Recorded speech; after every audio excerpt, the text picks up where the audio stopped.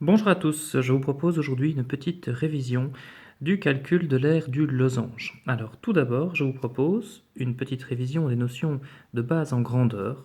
Ici, vous voyez sur ma feuille que je viens de tracer une mesure de longueur qui représente 1 cm. Ici en dessous, par contre, je viens de représenter un centimètre carré. Autrement dit, un centimètre carré est une mesure d'aire, et c'est en fait, comme vous le constatez, un carré de 1 cm de côté. Par conséquent, si maintenant je veux calculer l'aire du carré, rappel tout simple, je dois multiplier le côté par le côté fois UA, c'est-à-dire unité d'aire. Dans ce cas-ci, côté fois UA représente 3 fois 3 fois centimètre carré, par conséquent 9 cm carrés. Donc dans le grand carré que je viens de tracer ici, je peux compter 9 cm carrés à l'intérieur. Si maintenant je veux faire une révision de l'aire du rectangle, je vous rappelle que l'aire du rectangle, donc la formule classique, est longueur fois largeur fois UA, donc unité d'aire. Dans le cas du rectangle que je viens de tracer ici sur la feuille, j'ai donc une longueur de 4 cm de côté, une largeur de 2 cm de côté.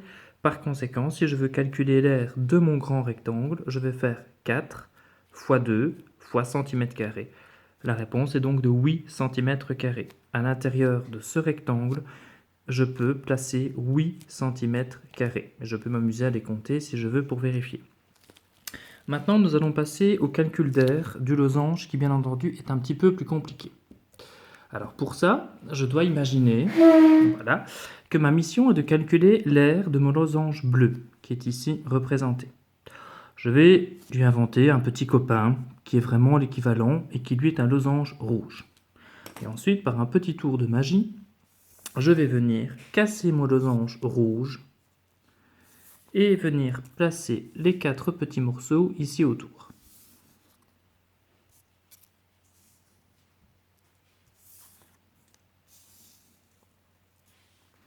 Alors, vous voyez que je me retrouve désormais avec un rectangle. Donc, avec mes deux losanges, mon losange bleu et mon losange rouge, j'ai formé ainsi un rectangle.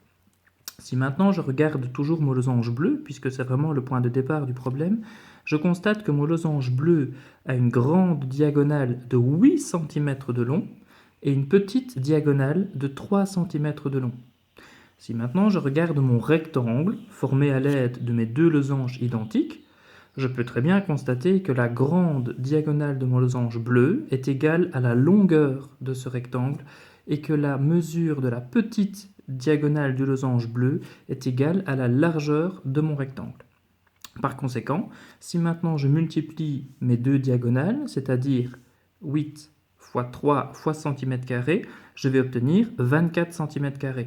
24 cm² étant l'aire de mon grand rectangle. Or, moi ce que je veux, ce n'est pas l'aire de mon grand rectangle, la seule chose qui m'intéresse, c'est l'aire de mon losange bleu. Et je sais très bien, puisque je me suis amusé au début de l'explication à faire un petit découpage, que dans mon grand rectangle, je pouvais placer l'équivalent de 2 losanges. Par conséquent, j'ai maintenant la mesure d'aire de mon grand rectangle, c'est-à-dire 8 fois 3, donc 24 cm², que je vais diviser en 2, puisque moi, la seule chose qui m'intéresse, c'est mon losange bleu qui représente la moitié de ce rectangle. Alors, pour rappel, j'ai une grande diagonale de 8 cm et une petite diagonale de 3 cm.